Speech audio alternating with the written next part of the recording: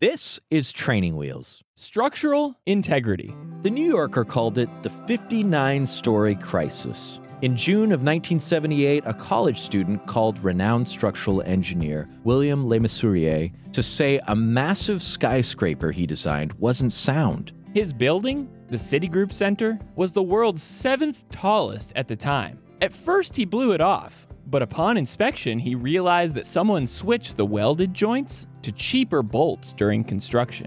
It was such a small change, but it would have spelled disaster in a strong wind. And Midtown Manhattan isn't the only place where a lack of structural integrity can bring down the house. As we lay the foundation for our children, how do we stay true to God's original design for the home, giving their lives the stability they need? Here's the big idea.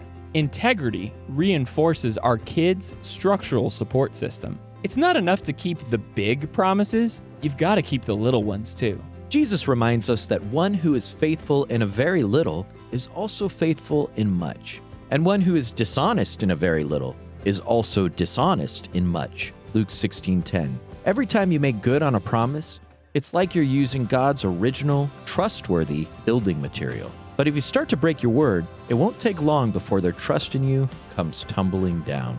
Whatever we say, we do.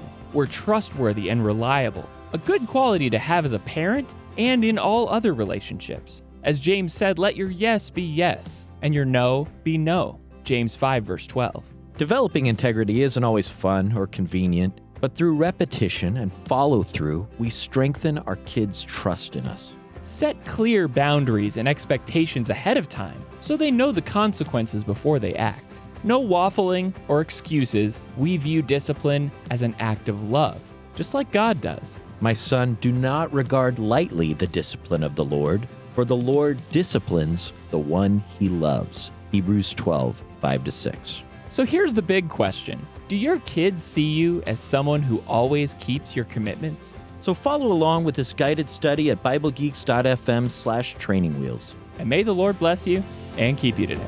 Shalom.